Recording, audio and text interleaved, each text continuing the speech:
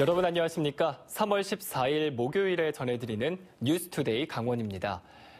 정경두 국방부 장관이 어제 인제에서 강원도지사와 접경지역 자치단체장들을 만났습니다. 자치단체장들은 지역의 각종 군 관련 현안들을 해결해달라고 요청을 했지만 장관은 뚜렷한 답변을 내놓지 않아 불만을 사고 있습니다. 백승호 기자가 취재했습니다. 최문순 강원도지사와 5곳의 접경지역 자치단체장들이 정경두 국방부 장관과 무릎을 맞댔습니다. 평화가 도민들의 삶을 구체적으로 향상시킬 수 있다는 목표를 저희들이 가지고 있습니다. 강원도와 접경지역은 군 관련 현안 19가지를 해결하라고 요구했습니다. 강원도는 주민 생활에 직접 영향을 미치는 지역에 군사시설 보호구역 완화와 농축산물 군급식 공급 확대 등을 요청했습니다.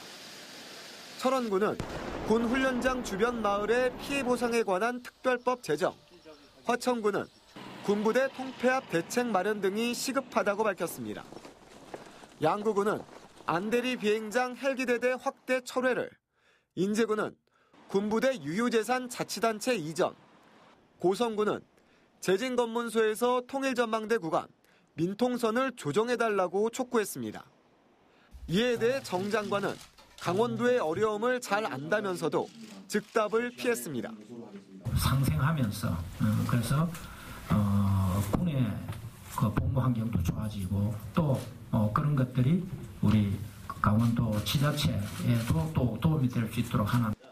병사 평일 외출 간담회에서도 속 시원한 말은 나오지 않았습니다. 병사들은 접경 지역의 열악한 시설과 비싼 가격 등이 불만이라고 토로했고 상인과 주민들은 평일 외출 시간 연장 등을 요청했습니다. 조금 시간제 개념으로 이렇게 허용해 줄 수 있도록 한다든지 이렇게 해서 꼭 그런 부분들을 서로 이제 상호 보완적으로 할 수 있도록 그렇게 자리를 잡지 않겠는가. 이번 국방부 장관 방문은 접경 지역 현장을 찾았다는 의미가 있지만 군 관련 지역 현안과 불만에 대해서 별다른 해결책을 제시하지 못해 맹탕이었다는 비판이 나오고 있습니다. MBC 뉴스 백소입니다. 미세먼지 저감 대책으로 도시숲의 필요성이 강하게 제기되고 있지만 가로수 가지치기가 관행적으로 계속되고 있습니다. 전선 보호 때문이라는데 미세먼지 저감 효과를 반감시키고 있다는 지적이 나오고 있습니다. 보도에 조성식 기자입니다. 공장이 밀집한 원주의 한 산업단지. 인도에 줄지어 심어진 가로수들이 싹둑 잘려나갔습니다. 격가지는 물론 굵은 가지까지 아예 몸통만 남은 가로수도 즐비합니다. 도심도 사정은 마찬가지. 온전한 나무 모양을 갖춘 가로수를 찾아보기 힘들 정도입니다. 원주시와 한전이 16m 높이의 전력선을 보호하기 위해 2-3년 주기로 가지치기를 하고 있는 것입니다. 나무 모양이 만약 타원형이나 원추형이나 이런 식으로다가 되면은 되게 좋은데 지금도 없고 이제 또 한전에 닿는 나무를 치다 보면 나무 모양이 위에서 수평으로다가 이렇게 치게 돼요. 문제는 무분별한 가지치기가 관행적으로 이어지면서 가로수들이 제 기능을 하지 못하고 있다는 겁니다. 가로수는 여름철 도심의 온도를 낮추고 공기를 정화하는 등 다양한 긍정적 기능을 가지고 있습니다. 특히 나뭇잎은 미세먼지를 흡착해 비가 오면 땅으로 씻어내는 역할도 하는데 가지가 없다 보니 이 같은 효과를 기대하기 어려운 실정입니다.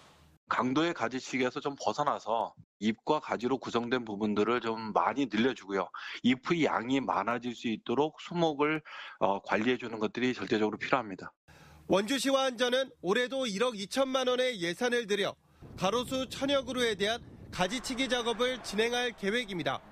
환경을 외면한 관행적 가지치기가 미세먼지 저감 노력과는 정반대의 길을 가고 있습니다. MBC 뉴스 조성식입니다. 인지 능력이 낮은 발달 장애인들은 성인이 돼서도 보호가 필요합니다. 이런 장애인들에게 주간 활동 서비스가 제공될 예정인데 여전히 미흡하다는 지적이 많습니다. 조규환 기자가 보도합니다. 강릉시 장애인 종합복지관에 있는 주간보호센터입니다. 만 20세 이상 발달장애인 8명이 이용할 수 있는데 정원은 모두 찼습니다. 대기자는 25분 정도 계십니다. 근데 성일중앙보호는 이용하는 기간에 제한이 없기 때문에 대기하시는 분들이 언제 이용을 하실지는 지금 기약이 없는 상황입니다. 이렇게 주간보호시설을 이용하지 못하는 성인 발달장애인을 대상으로 보건복지부가 주간활동 서비스를 확대 제공합니다. 도내에서는 강릉과 춘천, 원주 등 5곳이 다음 달부터 주간활동 서비스를 우선 시작합니다. 만 18세부터 만 64세까지 발달장애인에게 매월 최대 120시간까지 주간활동 프로그램을 제공합니다. 하지만 올해 서비스 대상이 2,500명밖에 되지 않다 보니 도내 수혜자는 전체 3,700여 명 중에 95명에 불과합니다. 여기에다 주간 서비스 제공 시간이 하루 8시간이 아닌 5.5시간으로 짧고 기존 지원 프로그램도 축소돼 장애인 가정마다 걱정이 큽니다. 그 활동 서비스를 이제 받게 되면 기존에 이제 활동 서비스를 받는 것이 줄어드는 현상들이 나타나거든요. 장애인 가족 입장에서는 좀 거기에 대해서 이제 불만이 많습니다. 또 서비스 기관은 일정 규모의 시설과 안전 설비를 갖춰야 하는데 이런 곳이 많지 않습니다. 실제로 강릉 지역에서는 적합한 곳이 없어 아직 서비스 기관이 정해지지 않았습니다. 시설비 지원 사업이 아니라 바우처 사업이라서요. 지원 규모나 이런 게 조금 늘어나면 서비스를 할 수 있는 기관들도 조건도 좀 좋아질 거라고 생각하고 하는데 발달 장애인을 위한 복지가 나아지고 있지만 아직 갈 길이 멀다는 목소리가 나오고 있습니다. MBC 뉴스 조규환입니다. 정선 지역의 관광지와 체육시설을 위탁 운영하는 정선군 시설관리공단이 요즘 시끄럽습니다. 채용 비리 혐의와 간부 직원의 도박 사건 연루, 그리고 무기계약직의 임금 불만 등 해결 과제가 많이 있지만 이사장 자리는 7개월째 비어있는 상태입니다. 홍한표 기자가 취재했습니다. 지난 2014년 5월부터 2017년 2월까지 정선군 시설관리공단에 새로 채용된 기간제 근로자는 24명, 2017년 말에는 모두 정규직으로 전환됐습니다.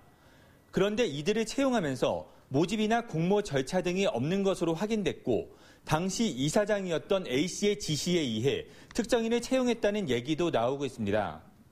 공개 모집 절차를 진행하지 않고 이력서를 특정인한테만 연락을 해서 특정인을 채용을 했어요. 정선군은 A씨에 대해 부정청탁금지법 위반, 직권남용 혐의 등으로 경찰에 수사 의뢰한 상황입니다. 여기에 간부급 직원은 정선군청 직원 등과 1,000만 원대 도박판을 벌이다 경찰에 적발되기도 했습니다. 환경미화원을 제외한 무기계약직 50여 명은 경력을 인정받지 않는 단일 임금제를 적용받고 있는 데다 올해 임금마저 동결됐습니다. 정선군은 군청 내 공무직과 임금 형평성을 맞추기 위해서라고 하지만 공단 무기계약직 직원들의 얘기는 다릅니다. 무기계약 운영직 같은 경우에는 사실 일반직이나 기술직들이 하는 일과 동등한 근무를 하고 있어요. 동일 노동을 하고 있다고 보시면 되거든요. 전임 이사장이 갑자기 사임한 뒤 이사장은 7개월째 공석이어서 조직 문제를 해결할 중심이 사라진 상황입니다. 정선군은 오는 5월까지 조직 진단을 통해 시설관리공단의 인력 배치와 급여 문제 등을 정비하겠다고 밝혔습니다. MBC 뉴스 홍한표입니다. 지난달 강원도의 고용률과 실업률이 동시에 상승한 것으로 나타났습니다. 동북지방통계청에 따르면 지난달 강원도 취업자는 73만 1,000명으로 지난해 같은 기간에 비해 2만 7천 명이 늘었습니다. 이에 따른 고용률은 56%로 지난해보다 1.8%포인트 올랐습니다. 또 공공서비스와 농림어업, 건설업의 취업자가 늘었지만 금융과 전기, 제조업은 줄었습니다. 강원도 실업자 수도 지난해에 비해 7,000명가량 늘어난 5만 3천 명으로 실업률은 지난해보다 0.6%포인트 올랐습니다. 올해 강원도 공립병설유치원의 18곳에 470여 명의 원아가 추가로 배정됩니다. 강원도교육청은 이번 달 13개 유치원에 18개 학급을 신증설하고 오는 9월 5개 유치원에 7개 학급을 추가 증설해 모두 476명의 원화를 공립유치원에서 추가로 보육할 수 있게 됐다고 밝혔습니다. 또 2022년까지 춘천 2곳, 원주와 강릉 각각 1곳 등 모두 4곳에 공립단설유치원을 신설해 공립유치원 출원율을 높이기로 했습니다. 춘천과 원주시가 전국 지역문화종합지수 우수도시로 선정됐습니다. 문화체육관광부가 한국문화관광연구원과 함께 전국 229개 시군구의 문화 분야 공공서비스 공급 현황 파악 등을 위해 실시한 2017년 지역문화실태조사에서 춘천시가 지역문화종합지수 9위, 원주시는 10위에 올랐습니다. 강원도는 인구 1명당 문화 관련 예산과 인구 1000명당 문화 기반 시설 수에서 전국 최고 수준을 차지했습니다. 또 전국 평균 지역 축제 예산도 18억 원으로 전국 2위를 기록했습니다. 홍천군이 신규 양수발전소 건설 예비 후보지로 선정됐습니다. 한국수력 원자력의 신규 양수발전소 자율 유치 공모 결과 홍천과 경기도 가평군 등 전국 7개 지역이 예비 후보지로 선정됐습니다.